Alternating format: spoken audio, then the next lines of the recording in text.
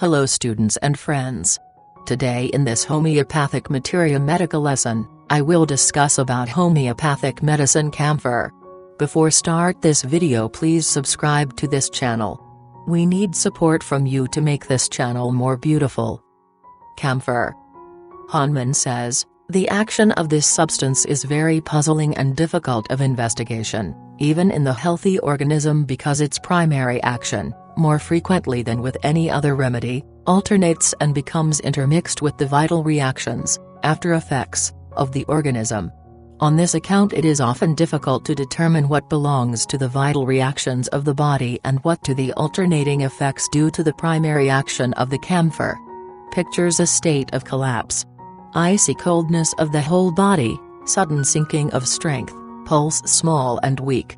After operations, if temperature is subnormal, low blood pressure, 3 doses Camphor. 1x, 15-minute intervals. This condition is met with in cholera, and here it is that camphor has achieved classical fame. First stages of a cold, with chilliness and sneezing. Subsultus and extreme restlessness. Cracking of joints. Epileptiform convulsions. Camphor has a direct relationship to muscles and fascia. In local rheumatic affections in cold climates necessary. Distension of veins. As a heart stimulant for emergency use of camphor is the most satisfactory remedy. Drop doses on sugar as often as every 5 minutes.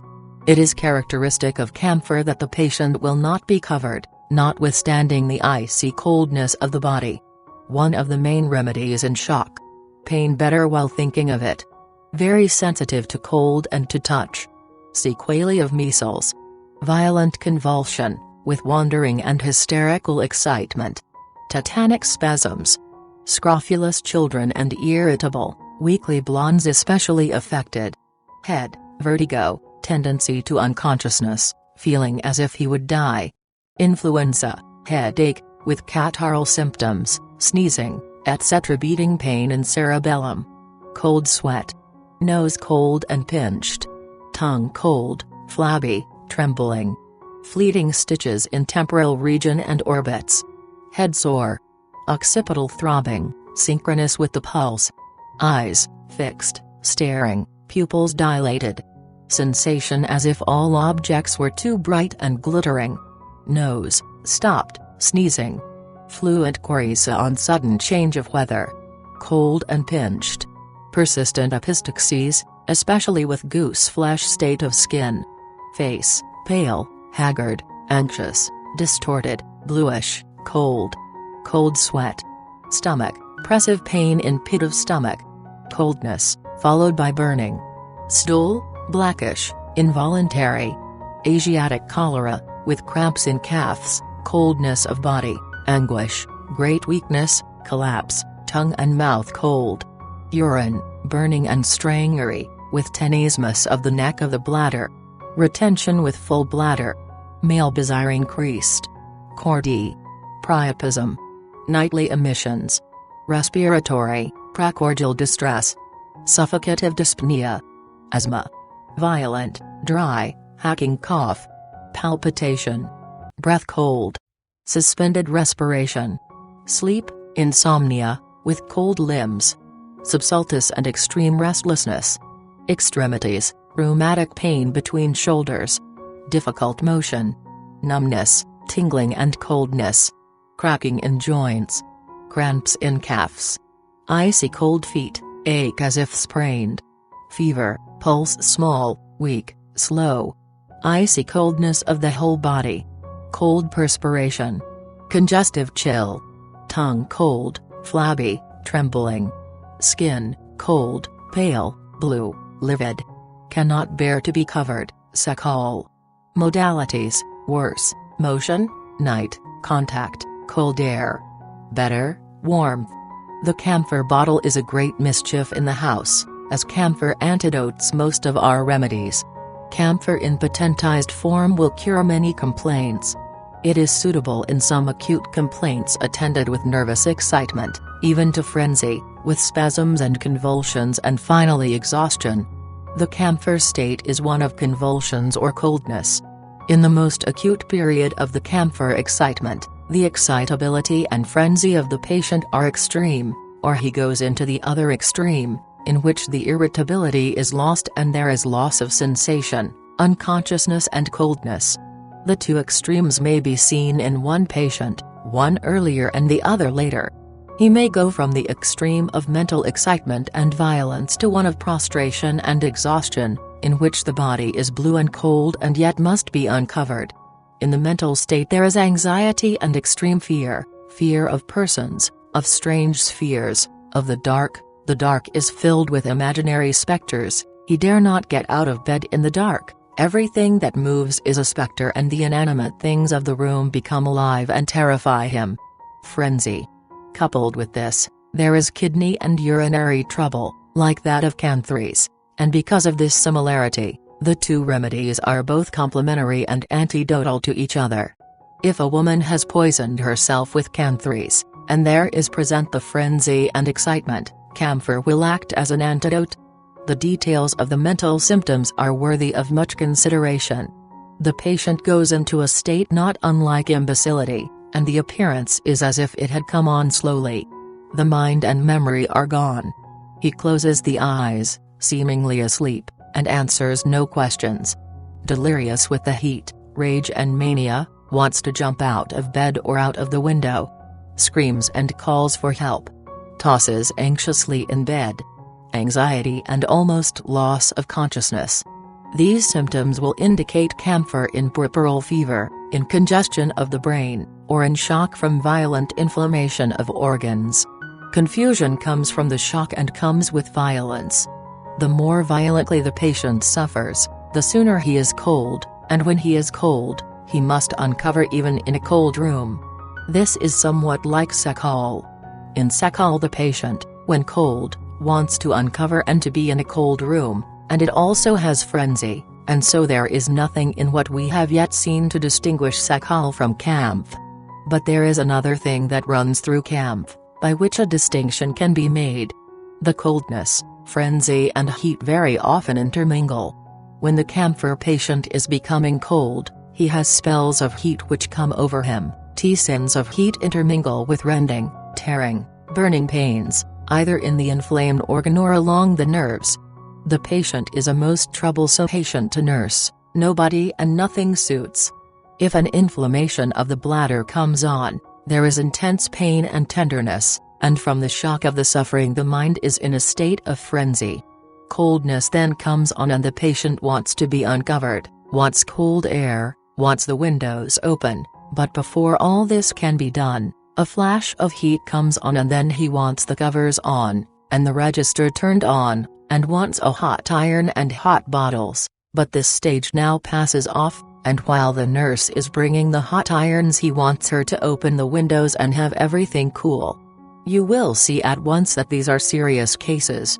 This occurs with opisthodonos, convulsions, inflammation of the brain, liver, kidney, bladder, coming on from violent shock and cold with great exhaustion. You will see this in one who has worked for hours for his life, and when the excitement is over reaction sets in and it is like a whirlwind. He has worked until he is exhausted and now he is prostrated, cold and blue. Here is the sphere where the old woman with her camphor bottle has established a reputation, but potentized camphor will do more for him than the camphor bottle. It will put him into a refreshing sleep. It is useful in the climacteric period with flushes of heat and sweat in a warm room. The limbs and abdomen are very cold and she suffers from cold when uncovered and sweats copiously when covered. She cannot endure covering to warm her limbs though she suffers from cold. The head is full of pain, throbbing pain. Contractive feeling as if laced together in the cerebellum. The whole back of the head and neck throbs like hammers, worse from bending head forward, burning and stinging. Frontal headaches. We have heard about camphor in cholera, which is a disease that brings the patient down quickly. The face is cold, blue and shriveled, without much sweat, in the cases that would make one think of camphor. There is not much discharge from the bowels, not much vomiting and not much sweat, but suddenly he becomes cold, blue and collapsed, as it were paralyzed and goes into a stupor. Convulsions with frothing at the mouth. blue lips, lockjaw, tetanus, cold sweat on the face with vomiting, erysipelatous appearance of face. There is a desire to drink without thirst. There is also insatiable thirst. He is not satisfied with incredible quantities of cold water. Cannot get it cold enough, and cannot get enough, but he soon vomits it up. The gastric irritation is marked. Everything is vomited. The tongue is blue and cold and the breath is cold. Everything coming out of the body is cold. The air as it leaves the chest feels like that from a cellar, like carbo V. And verat. The tongue is cold and trembling. Such states are found in cholera. All through the cold stage there is burning. The inside of the body seems to burn, or there is a sense of internal smarting like a rawness or a sense of burning without heat. The pain in the stomach in gastritis is so violent that the anguish on the face is equal to that in arsenic. A deathly anguish is felt in his stomach and he feels that he must die. Burning, rending, tearing pain in the stomach with retching and vomiting. Cramps in stomach and bowels and spreading to other parts of the body until there are convulsions and opus hodonos. Anguish at the pit of the stomach drives him to despair. Heat in the stomach. Cold feeling in the stomach. Abdomen is full of colic and burning. Cold feeling in the abdomen. Cholera stools, rice water discharges, with anxiety, restlessness, spasms of the muscles, cramps of the chest, prostration, increasing coldness and blueness, wants to be uncovered and he is going into collapse. The old camphor, cuprum and veratrum still hold together for Asiatic cholera. In camphor there is prostration, blueness, coldness and yet he wants to be uncovered and the body is cold and dry. The other two remedies have all there is in cholera, but in cuprous there is not so much coldness, more cramping, more convulsive tendency and not so much prostration. The more cramping there is the more it is cuprum. The more copious the discharge from the bowels and the more profuse the vomiting and sweat, the more we would think of veratrum. Cold and dry camphor. Cold and copious discharge veratrum. After taking cold there is cutting, with involuntary discharge of dark brown faces like coffee grounds. Tenesmus. At times the cholera patient, with the coldness and blueness, is retching and straining to vomit and suffering with horrible tenesmus to get rid of a little stool and has convulsions here and there. These bowel symptoms gradually increase until there is no ability to strain at stool, a paralytic condition. The rectum seems contracted and painful. There is suffering in the urinary and sexual organs. Burning urination. Strangery. Frequent urination. Frequent desire, with difficulty. The same state arises in the bladder as in the rectum, and there is retention with horrible torture.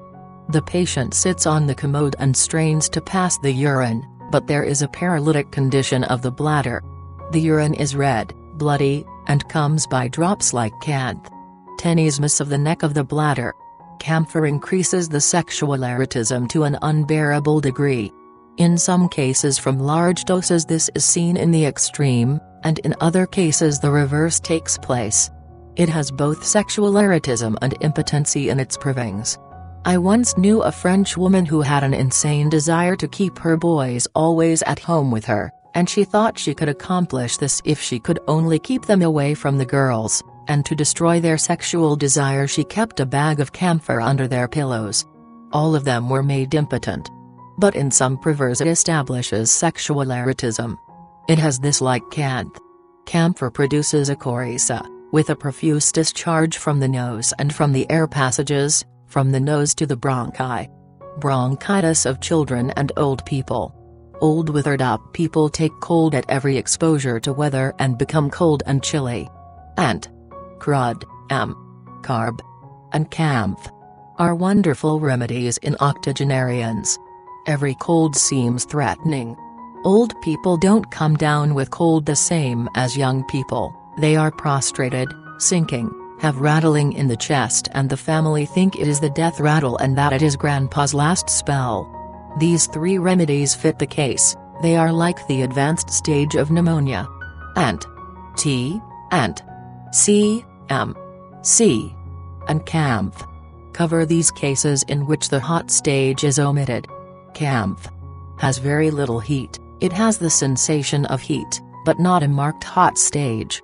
There are other symptoms in this medicine such as you will find in old people: jerking of the muscles, trembling and jerking, spasmodic conditions with trembling of the tongue. The general constitutional state of a camphor patient is coldness and extreme sensitiveness to cold. In acute inflammatory conditions he is cold and wants the covers off. In acute complaints there is violent thirst, in chronic complaints thirstlessness. It is the same in arsenic, in the acute thirsty, but in the chronic thirstless. In camphor an important thing to recall in the acute is that during the heat and when the pains are on he wants to be covered up. The coldness is relieved by cold, he wants more cold. Thanks for watching this video. For more updates please subscribe this channel and press the bell icon to learn homeopathy course online. Have a nice day.